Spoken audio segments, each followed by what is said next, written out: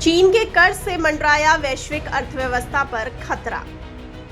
चीन की अर्थव्यवस्था कमजोर होने के मिल रहे संकेत।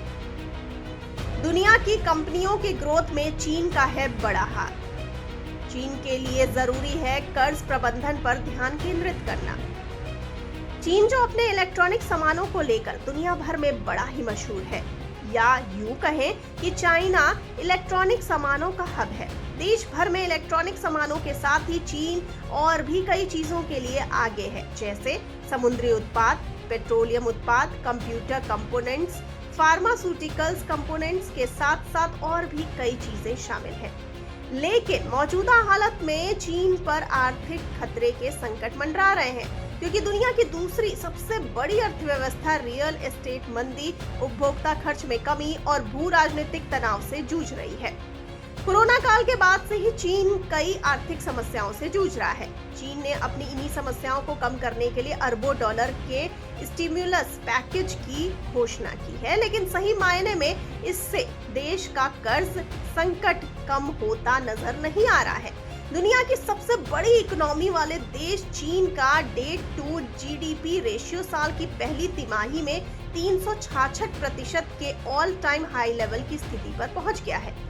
2008 के फाइनेंशियल क्राइसिस के बाद ये रेशियो अब डबल हो चुका है, जिसमें नॉन फाइनेंशियल कॉर्पोरेट का रेशियो 171% पर है और सरकार की कर्ज का रेशियो 86% पर है।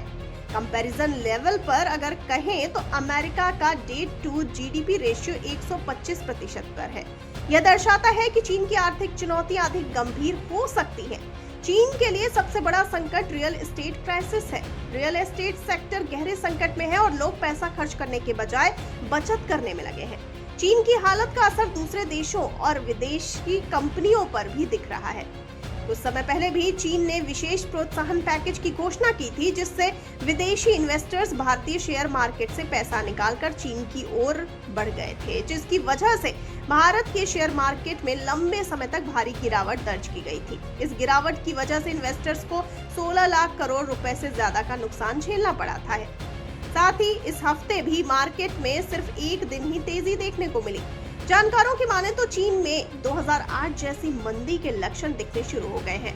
यही वजह है कि चीन में मंदी की आशंका ग्लोबल इकोनॉमी के लिए खतरे की घंटी है।